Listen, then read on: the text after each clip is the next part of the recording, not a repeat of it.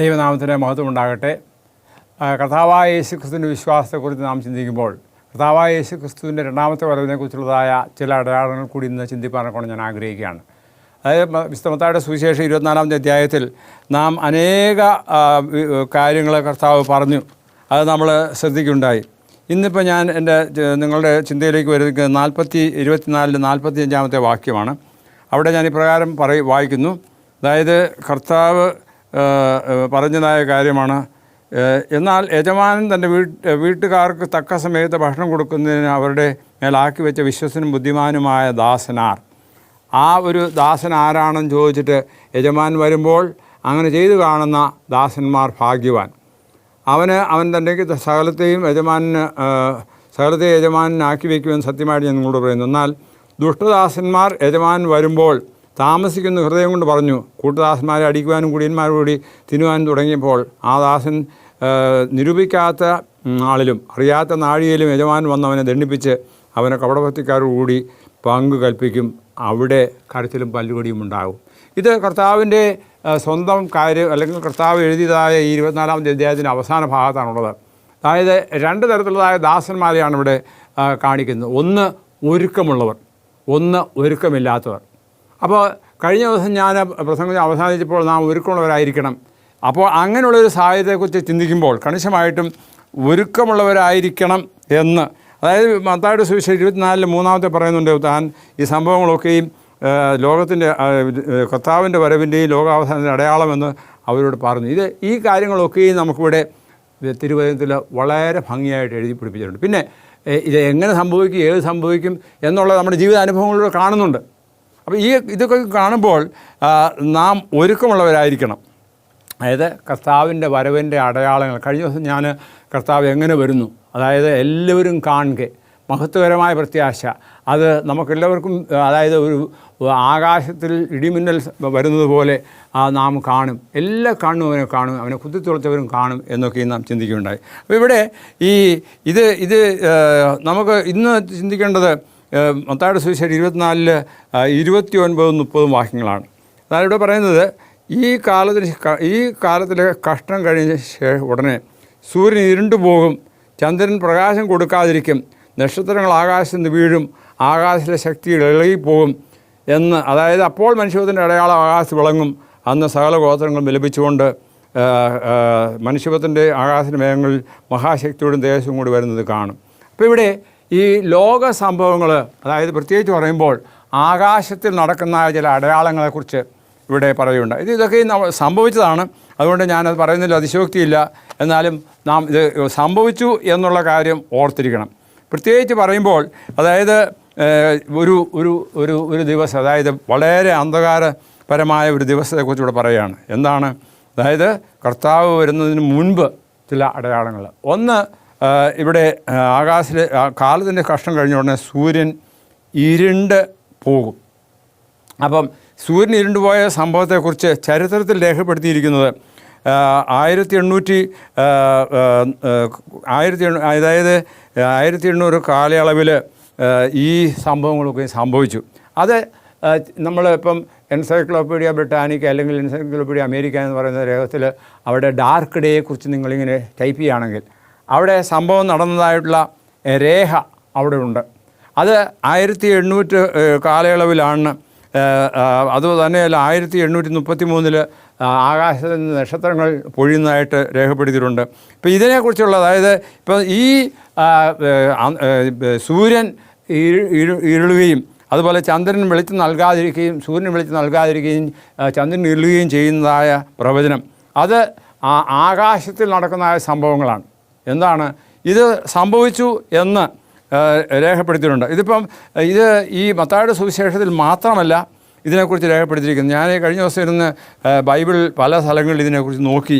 അതായത് യെശയ്യാ പ്രവചനം 13-10 വാക്യം നമുക്ക് വായിക്കാം. യെശയ്യാവ് 13-10 അവിടെ എന്താണ് പറയുന്നത്?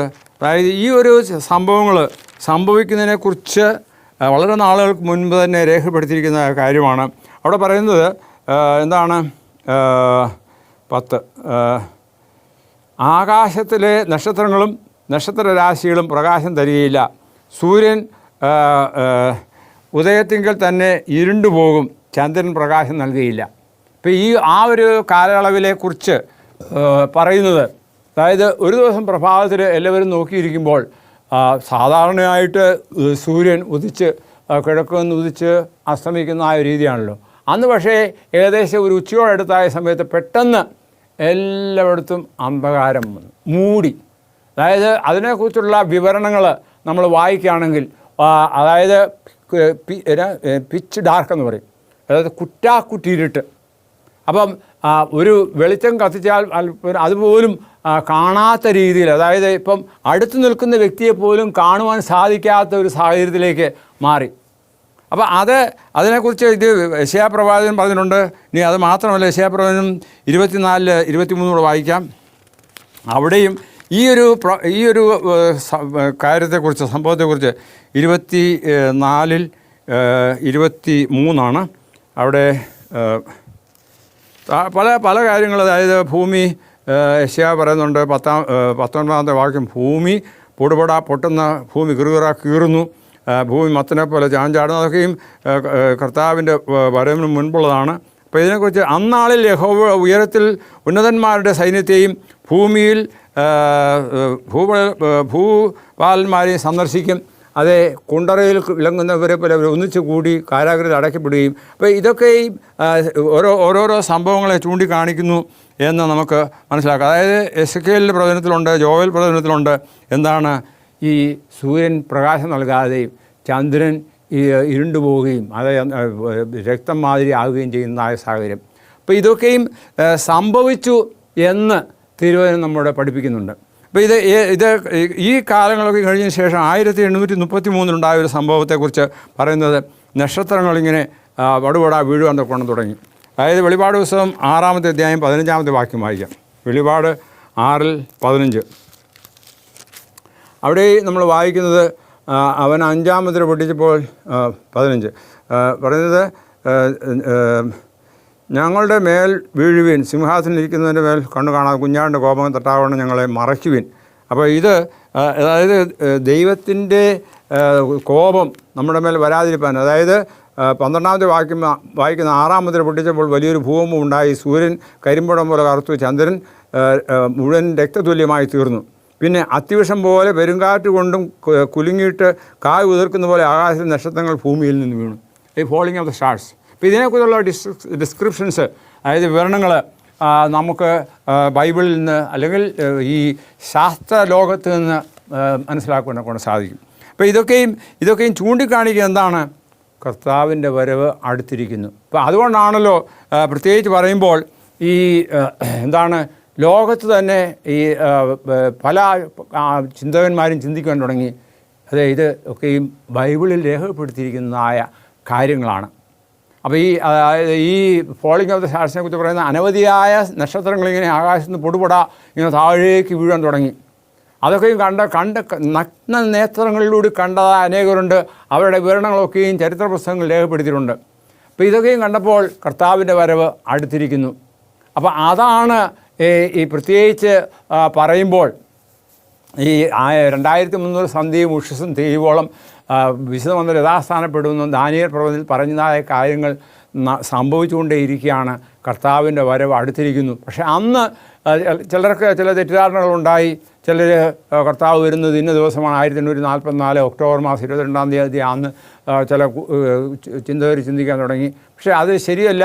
ദൈവത്തിൻ്റെ വചനത്തിൽ നിന്ന് പറയുന്നതായ കാര്യങ്ങൾ ഇങ്ങനെയാണ് എന്ന് പഠിച്ച അനേകരും അതിൽ നിന്ന്, പക്ഷേ ഇതൊക്കെയും അതായത് കർത്താവിൻ്റെ വരവ് അടുത്തിരിക്കുന്നു എന്ന് കാണിക്കുന്ന രീതിയിൽ അവരുടെ ചിന്തകൾ ദൈവജനത്തെ പഠിക്കുവാൻ തക്കവണ്ണം ആഗ്രഹിക്കുകയും അതിനായി പുറപ്പെടുകയും ചെയ്തു. പിന്നെ നടക്കുന്നതായ സംഭവം, ഞാൻ മത്തായിയുടെ സുവിശേഷം 24-ാമത്തെ അധ്യായത്തിൽ 30-ാമത്തെ വാക്യത്തെക്കുറിച്ച് കഴിഞ്ഞ ദിവസവും പറയുകയുണ്ടായി. എന്താണ്?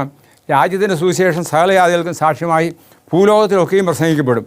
അപ്പോൾ അതിനു വേണ്ടിയുള്ള ഒരുക്കം, പ്രത്യേകിച്ച് വെളിപാട് പുസ്തകത്തിൽ 14-ാമത്തെ അധ്യായത്തിൽ 6 മുതലുള്ള വാക്യങ്ങൾ വായിക്കുമ്പോൾ എന്താണ് അവിടെ പറയുന്നത്, അതും നമുക്ക് ചിന്തിക്കാം. കാരണം നമ്മുടെ ചിന്തയെ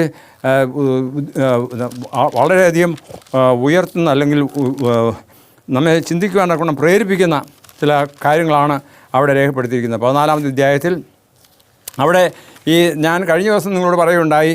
അതായത് രാജ്യത്തിൻ്റെ സുവിശേഷം സകല ജാതികൾക്കും സാക്ഷ്യമായി ഭൂലോകത്തിലൊക്കെയും പ്രസംഗിക്കപ്പെടും, അപ്പോൾ അവസാനം വരും. അപ്പോൾ രാജ്യത്തിൻ്റെ സുവിശേഷം എന്ന് പറയുന്നതിനെക്കുറിച്ച് കുറേ കൂടി എടുത്തു പറയുവാൻ തക്കവണ്ണമാണ് ഈ അധ്യായത്തിൽ, അതായത് വെളിപാട് പുസ്തകത്തിൽ പറയുന്നത്. 7 മുതൽ ഞാൻ വായിക്കുകയാണ്. വേറൊരു ദൂതൻ ആകാശമധ്യേ പറക്കുന്നത് ഞാൻ കണ്ടു.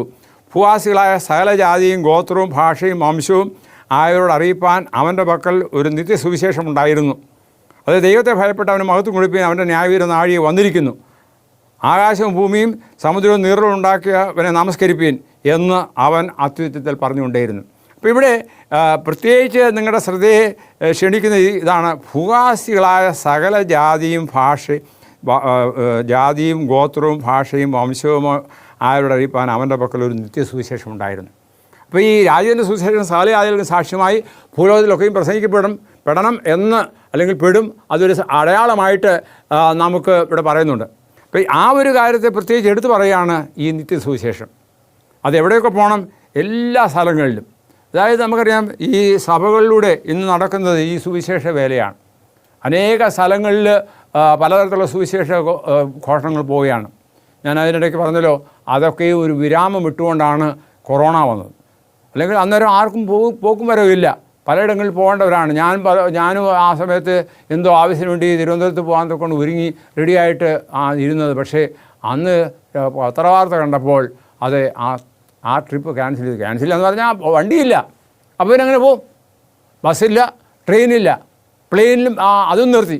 അപ്പോൾ പല യാത്രക്കാരും പലയിടങ്ങളിലും കുടുങ്ങി. പിന്നെ ഓരോ തരത്തിലെ പലരും പലയിടങ്ങളിലൊക്കെ എത്തിച്ചേർന്നു. അതൊരു വലിയൊരു സംഭവമായിരുന്നു. അപ്പോൾ ഇതൊക്കെ അതായത് ചൂണ്ടിക്കാണിക്കുന്നത് സുവിശേഷ വേല. അതോടുകൂടി സുവിശേഷം പലയിടങ്ങളിലേക്ക് പോകാനെ കൊണ്ട ഒരു പ്രേരണയായിട്ട് ഞാൻ നിങ്ങളോട് പറഞ്ഞു. അതായത് ഓൺലൈനിലൂടെ പ്രസംഗം നടത്താൻ തുടങ്ങി, ഓൺലൈനിലൂടെയുള്ള ബൈബിൾ പഠനങ്ങൾ തുടങ്ങി. അപ്പോൾ ഇതൊക്കെ എന്താണ്? സുവിശേഷം എല്ലായിടത്തും എത്തിച്ചേരുവാനെ കൊണ്ടും ഇടയായിത്തീരുന്ന സംഭവങ്ങളാണ്. അപ്പോൾ ഇതുകൊണ്ട് ഞാൻ സൂചിപ്പിക്കുന്ന മറ്റൊന്നുമല്ല, കർത്താവിൻ്റെ വരവ് അടുത്തിരിക്കുന്നു. അതെത്രയും ആസന്നമായിരിക്കുകയാണ്. അപ്പോൾ അതിനുവേണ്ടിയുള്ള ഒരുക്കം, അതായത് ഇപ്പോൾ ഈ ലോകത്തിലെ നാം ഭൂപടം പരിശോധിക്കുകയാണെങ്കിൽ അനേക രാഷ്ട്രങ്ങളിൽ സുവിശേഷത്ത സ്ഥലങ്ങളുണ്ട്. എന്നാൽ ഇന്ന് പലയിടങ്ങളിലും എത്തുവാൻ തക്കവണ്ണമുള്ള ഉപാധികൾ ദൈവം ഒരുക്കിയിരിക്കുകയാണ്. അതുകൊണ്ട് നാം എന്തു ചെയ്യണം? കർത്താവിൻ്റെ വരവിന് വേണ്ടി ഒരുക്കമുള്ളവരായിരിക്കണം. നമ്മൾ വിശുദ്ധ മത്തായിയുടെ സുവിശേഷം 26-ാമത്തെ അധ്യായത്തിൽ എന്നുള്ള ഏതാനും ചില വാക്യങ്ങൾ നമുക്ക് ചിന്തിക്കാം. അവിടെ കർത്താവ് അനേക കാര്യങ്ങൾ പഠിപ്പിച്ചുവെങ്കിലും ആ പഠനത്തിലൊക്കെയും ശ്രദ്ധേയമായ ഒരു കാര്യമാണ് ഇവിടെ. അതായത് 26 അവിടെ ഞാൻ 64-ാമത്തെ വാക്യം വായിക്കുകയാണ്. 26-64 അവിടെ പറയുന്നത്, യേശു അവനോട്, ഞാനാകുന്നു ഇനി മനുഷ്യപുത്രൻ സർവശക്തൻ്റെ വലതുഭാഗത്തിരിക്കുന്നതും ആകാശമേഖലയും ആഹാരമാക്കി വരുന്നതും നിങ്ങൾ കാണുമെന്ന് പറയുകയാണ്.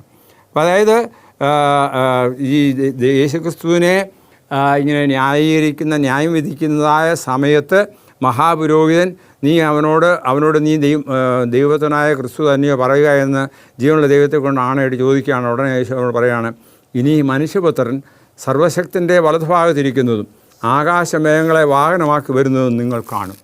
അപ്പോൾ അതൊരു പ്രവചനമാണ്. കാരണം എന്താണ്? കർത്താവ് വരുന്നു. കർത്താവിൻ്റെ വരവ് എത്രയും ആസന്നമാണ്. ഇനി കർത്താവ് എന്തിനു വേണ്ടിയാണ് വരുന്നത്? അതിനെക്കുറിച്ച് 16-ാമത്തെ അധ്യായത്തിൽ പറയുന്നുണ്ട്.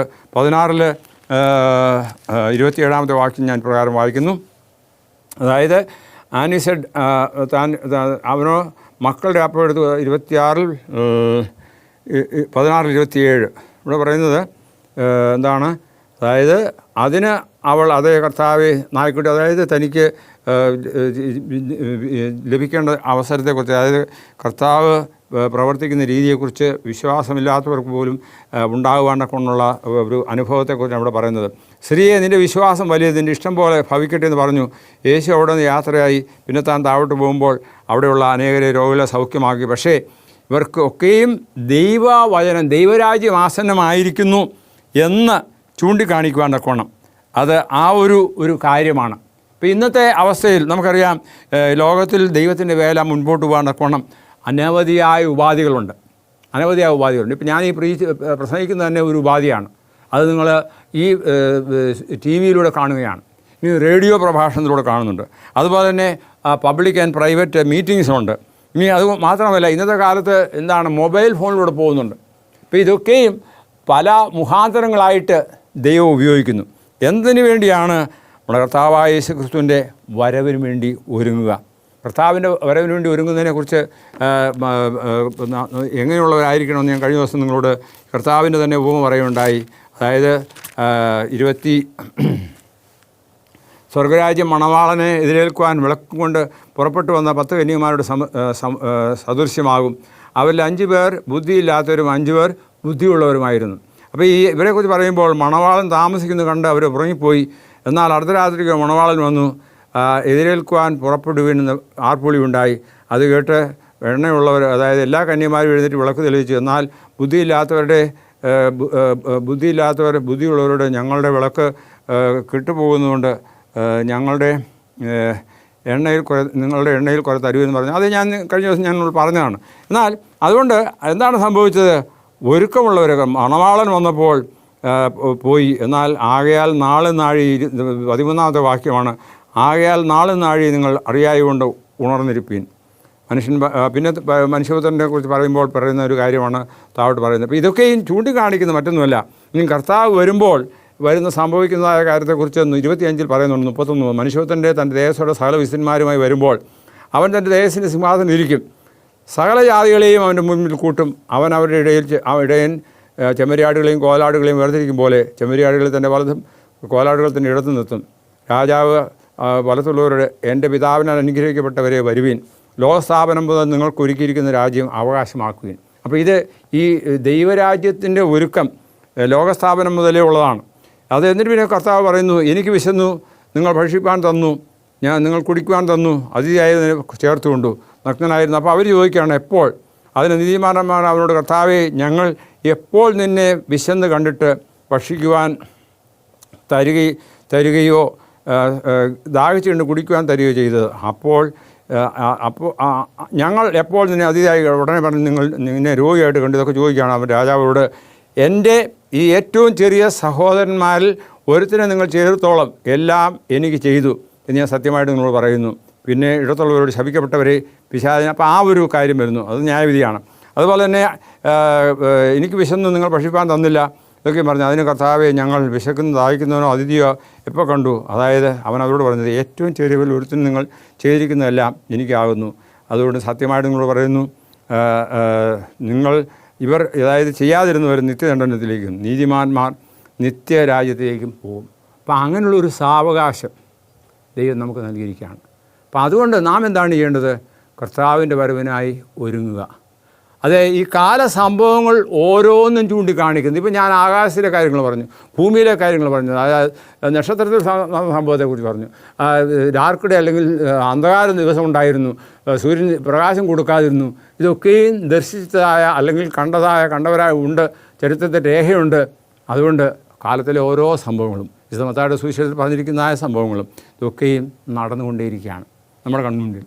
അത് നാം കേട്ടുകൊണ്ടിരിക്കുകയാണ്. അതുകൊണ്ട് എന്താണ് നാം ചെയ്യേണ്ടത്? മറ്റൊന്നുമല്ല, ഒരുക്കമുള്ളവരായിരിക്കുക. പ്രത്യേകിച്ച് ഇവിടെ പറയുന്നതായ കാര്യം 25 പറയുന്നത് എന്താണ്? എനിക്ക് വിശന്നു, നിങ്ങൾ ഭക്ഷിക്കുവാൻ തന്നു, നിങ്ങൾ കുടിക്കും തന്നു, അതിഥിയായിരുന്നു. അതുകൊണ്ട് അവരോട് പറയുന്ന കാര്യമാണ് എന്താണ് ഇത്? 25 പറയുന്നതായ കാര്യം, അതായത് ഇവിടെ തൻ്റെ ദുഷ്ടദാസന്മാരോട് പറയുന്നത് 21 മുതൽ പറയുകയാണ്. ദ ലോർഡ് സെഡ് അൻടു, ദൈവം യജമാനൻ നല്ലവനും വിശ്വസ്തനുമായ ദാസനെ, നീ അല്പത്തിൽ വിശ്വസ്തനായിരുന്നു, ഞാൻ നിന്നെ അധികത്തിന് വിചാരകനാക്കും, നിൻ്റെ യജമാനൻ്റെ സന്തോഷത്തിൽ പ്രവേശിക്കാമെന്നവരോട് പറഞ്ഞു. അപ്പോൾ ഇത് ഞാൻ പറയുന്നത് നമുക്ക് ഇമ്പകരമായൊരു ശബ്ദമായിരിക്കും. ഇപ്പോൾ ഞാനൊരു ചെറിയൊരു കഥ പറഞ്ഞുകൊണ്ട് ഇത് അവസാനിപ്പിക്കാം. അതായത് ഞാൻ ഈ സുവിശേഷ വേലയോടനുബന്ധിച്ച് പല കാര്യങ്ങൾ എനിക്ക് ചെയ്യുവാനുണ്ടായിരുന്നു. ചില സമയത്ത് ഞാൻ താമസിക്കുന്ന സ്ഥലത്തു നിന്ന് മറ്റ് സ്ഥലങ്ങളിലേക്ക് പോകണം.